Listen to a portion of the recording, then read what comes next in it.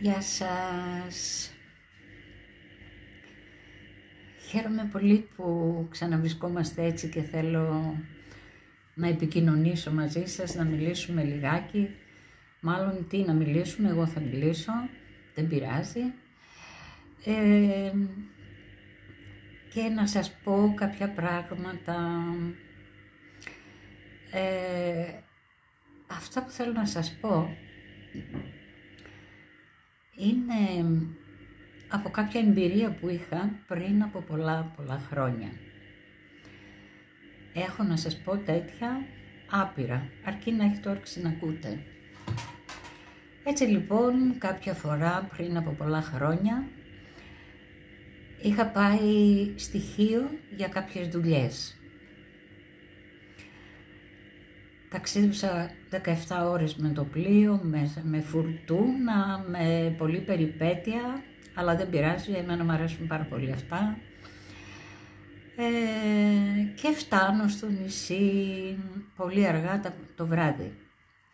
Τακτοποιούμε λοιπόν στο δωμάτιό μου, όλα ωραία, όλα καλά. Την άλλη μέρα παίρνω το αυτοκίνητο και γυρίζω μέσα σε 2 μέρες όλο το νησί, παραλίες, βουνά, δεν άφησα τίποτα που να μην το δω. Όσοι δεν έχετε πάει στοιχείο παρεπιπτόντως, να σας πω ότι είναι ένα υπέροχο νησί, μοσχοβολάει πορτοκάλια, λεμόνια και η μαστίχα της, πέτυχα μάλιστα και στη συγκομιδή της μαστίχας τότε, είναι πανέμορφο νησί, πάρα πολύ ωραίο, πραγματικά. Έτσι λοιπόν, αφού τελείωσε όλη η διαδρομή μου να δω, να γυρίσω το νησί και τα λοιπά, να το γνωρίσω όλο, είχα ακόμη πολλές μέρες μπροστά μου και είχα και πολλές ώρες ελεύθερες. Έτσι λοιπόν λέω, ας πάω να δω μήπως έχει τίποτα εκδηλώσεις, να δω μήπως έχει να κάνει κάποια χόμπι εκεί και τα λοιπά, γιατί θα είχα ώρες στη διάθεσή μου, οπότε θα με βόλευε πάρα πολύ. Πάω λοιπόν έτυχε δηλαδή να περάσω απ' έξω από το Ομήριο, έτσι λέγεται το πνευματικό τους κέντρο, και βλέπω έξω αναρτημένο ότι απόψε, εκείνη τη βραδιά δηλαδή, θα μιλούσε ένας Ινδός φιλόσοφος. Όπα, λέω, εδώ είμαστε, δεν το χάνω με τίποτα. Γεμάτη χαρά, φεύγω από εκεί, γυρίζω μέσα στη χώρα και τα λοιπά. Επίσης να πω ότι η χώρα της Χίου έχει πάρα πολύ πνευματική κίνηση, πολύ. Και είναι πολύ καλό αυτό για το νησί. Έτσι λοιπόν, φεύγοντας από εκεί, κάνω τις βόλτες μου μέχρι να έρθει η ώρα 8 να πάω στο Ομήριο. Και στον δρόμο, πως μου έρχεται φλασιά και λέω, καλά, αυτός ο άνθρωπος θα μιλήσει σίγουρα στα αγγλικά. Εγώ τι θα καταλάβω από αυτά που θα λέει? Εκεί με έπιασε πανικός. Απογοητεύτηκα λιγάκι στην αρχή, αλλά μετά λέω εντάξει, ό,τι και να γίνει, εγώ θα πάω και ό,τι γίνει. Έτσι λοιπόν 8 η ώρα φτάνω εκεί και ό του θαύματος, με το που μπαίνω μέσα στην αίθουσα, ένα αμφιθέατρο ήταν, θυμάμαι, υπήρχε σε κάθε θέση, υπήρχαν ακουστικά για άμεση μετάφραση στα ελληνικά. Πω τι ωραία, λέω, εδώ είμαστε. Στις 8 λοιπόν ξεκινάει, ανοίγει η πόρτα, μια μεγάλη πόρτα είχε, ανοίγει και μπαίνει ένας Ινδός. Ένας κοντούλης, λεπτούλης, με το σαρίκι στο κεφάλι, χαμογελαστός, και ανεβαίνει στην έδρα. Ήταν τόσο γλυκός αυτός ο άνθρωπος, τόσο ήρεμος, τόσο χαμογελαστός. Δεν χόρτανες να τον ακούς και να τον κοιτάς. Αρχίζει λοιπόν την ομιλία του και αυτά που λέει όλα είναι τόσο ενδιαφέροντα, κάθονται σαν βάλσαμο στην ψυχή σου και είπε πάρα πολλά, πάρα πολλά. Θα σας πω λίγα σήμερα και αν θελήσετε θα συνεχίσουμε μετά σε άλλα βίντεο να σας πω και άλλα που είχε πει. Ξεκίνησε λοιπόν με κάτι που μου έκανε πολύ εντύπωση και λέει ότι όλοι οι άνθρωποι καθημερινά έχουμε πάρα πολύ τρέξιμο. Με την οικογένεια, με τα παιδιά, με τους φίλους, με τα χόμπι, με τα διαβάσματα, με τις δραστηριότητες. Όπως ξέρετε και εσείς, γίνεται μια τρέλα στις οικογένειες μέσα. Πρέπει όλα να τα προλαβαίνουμε. Έτσι λοιπόν, όλο αυτό μας δημιουργεί, όλη αυτή στη διάρκεια της μέρας, δημιουργούνται μέσα στο μυαλό μας σκέψεις άπειρες, που δεν μπορούμε να τις βάλουμε σε τάξη. Τότε λοιπόν, τι γίνεται? Χανόμαστε και δημιουργούμε ένα χάος. Χάνεται η γαλήνη από μέσα μας και ξεχνάμε εμείς τον εαυτό μας, γιατί θέλουμε να δώσουμε σε όλους τους άλλους αυτά που θέλουμε να δώσουμε. Και πώς λοιπόν, λέει, επανερχόμαστε ξανά για να διοικήσουμε αυτό το μυαλό που έχει τόσες διάσπαρτες ιδέες?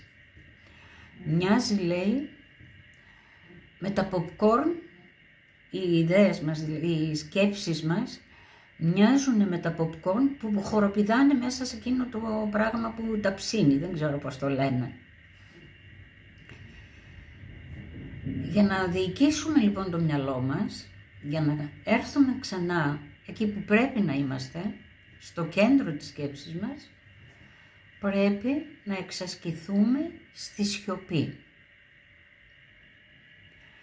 Η σιωπή για μένα είναι κάτι πολύ σημαντικό και σε κάνει να γυρίζεις στη βάση σου. Μόνο μέσα στη σιωπή μπορούμε να δούμε τον εαυτό μας, να δούμε το συναίσθημά μας, να το ζήσουμε, και αυτό αξίζει στη ζωή, να ζήσουμε το συναίσθημά μας. Ό,τι και αν είναι αυτό, είτε αρνητικό είτε θετικό, να το ζήσουμε, να μην το προσπεράσουμε. Έτσι λοιπόν, είναι αυτό μία εξάσκηση, ας πω, του μυαλού μας,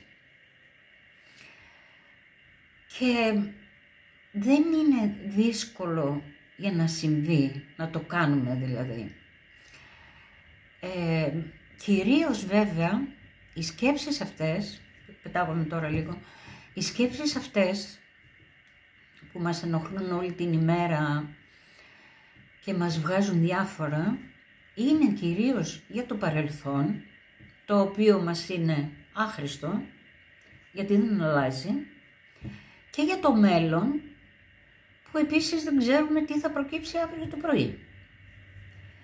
Και δεν εστιάζουμε καθόλου στο παρόν, γιατί δεν μας αφήνει όλο αυτό το χάος να επικεντρωθούμε σε αυτό που πραγματικά πρέπει, στο παρόν.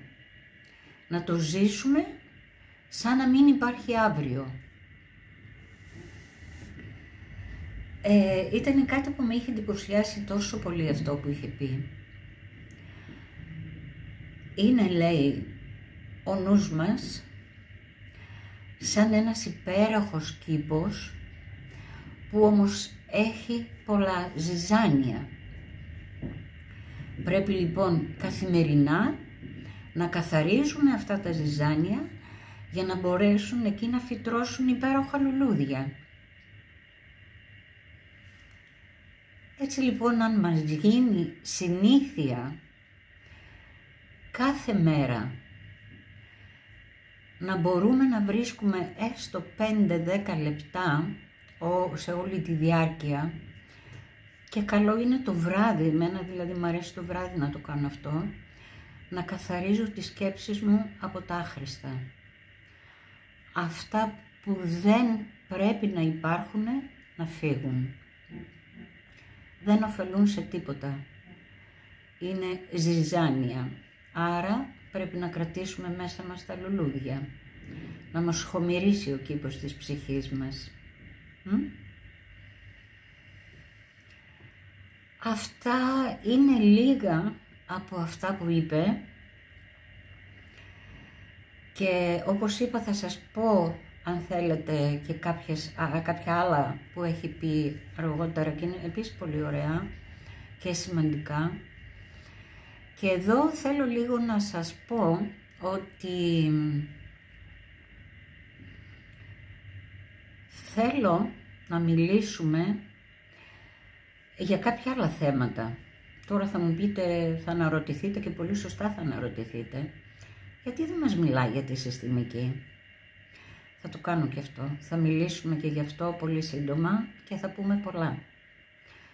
Αλλά πριν από αυτό θέλω έτσι να πούμε κάποιες γενικότητες, γιατί θέλω να βοηθήσω κάποιους ανθρώπους οι οποίοι πάσχουν από σοβαρές ψυχικές ασθένειες. Είναι κάτι πάρα πολύ δύσκολο. Μα πάρα πολύ δύσκολο και επειδή το έζησα και το ζω, έχω πάρα πολλά να δώσω σε ανθρώπους που ίσως για πρώτη φορά αντιμετωπίζουν αυτό το πρόβλημα. Γιατί υπάρχουν πράγματα να κάνεις, υπάρχουν κάποιες δομές, ελάχιστες βέβαια δεν είναι, μην φανταστείτε ότι είναι πολλές, είναι πολύ λίγες. Αλλά ξέρω ότι όταν κάποιος γονιός παραδείγματος χάρη αντιμετωπίζει για πρώτη φορά το άκουσμα της σχιζοφρένειας, χάνει τη γη κατά από τα πόδια του. Και κυρίως παλιότερα ήταν ακόμη χειρότερα τα πράγματα, υπήρχε το στίγμα, υπήρχαν χιλιαδιό, ντρεπόμασταν να το πούμε, και τι θα πούνε και τι θα κάνουνε και τα λοιπά. Δεν υπάρχει, μη φοβάστε το στίγμα. Δεν πρέπει να υπάρχει στις οικογένειες αυτό. Πρέπει να βοηθήσουμε αυτά τα άτομα. Αν έχετε λοιπόν υπόψη ανθρώπους οι οποίοι γνωστοί και τα λοιπά, αν έχετε ακούσει πράγματα που θέλουν να βοηθηθούν πάνω σε αυτό το θέμα, είμαι εδώ για να τους βοηθήσω. Γιατί και εγώ όταν το αντιμετώπισα για πρώτη φορά δεν ήξερα τι μου γινότανε, κόντευα να τρελαθώ, ήτανε φρικτά τα πράγματα, δεν μπορώ να σας περιγράψω. Γι' αυτό θέλω να βοηθήσω ανθρώπους οι οποίοι, το λέω πάλι, πρώτη φορά αντιμετωπίζουν αυτή την κατάσταση που είναι πάρα πολύ σοβαρή. Και δεν είναι μόνο η σχιζοφρένεια, είναι και άλλες ασθένειες γύρω από αυτήν που είναι όμως εξίσου σοβαρές. Όποιος θέλει μπορεί να μου στείλει ένα μήνυμα, αν έχει πέσει στην αντίληψή του κάτι, είναι πολύ ύπουλη ασθένεια, δεν μπορούν να την καταλάβουν αμέσως οι γιατροί και κυρίως όταν τα άτομα είναι σε εφηβική ηλικία.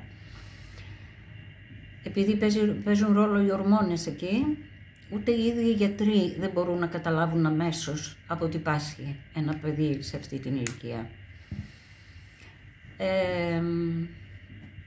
Κάποτε υπήρξα εθελόντρια στο νοσοκομείο επάνω του Παπα-Νικολάου, στο ψυχιατρίο. Υπήρξα και εθελόντρια αρκετά χρόνια και έχω αρκετή εμπειρία πάνω σε αυτά τα θέματα, γι' αυτό σας το τονίζω και γιατί είναι κάτι πάρα πολύ σημαντικό. Τα τελευταία χρόνια και κυρίως μετά τον κορονοϊό, οι ψυχικές ασθένειες έχουν φτάσει στο Θεό. Δηλαδή, περπατάς γύρω σου και βλέπεις ανθρώπους που υποφέρουν και άλλοι οι οποίοι δεν ξέρουν ότι υποφέρουν από αυτό το πράγμα. Οπότε, αν το παραμικρό παραπέσει στην αντίληψή σας, μου στέλνετε ένα μήνυμα και εγώ θα σας πω πώς και τι να κάνετε. Υπάρχουν βοήθειες, υπάρχουν δωρεάν ψυχιατρική βοήθεια. Οι άνθρωποι αυτοί πρέπει να βοηθηθούν οπωσδήποτε πριν είναι αργά. Εντάξει. Σας ευχαριστώ πάρα πολύ που με ακούσατε. Είμαι ευγνώμων.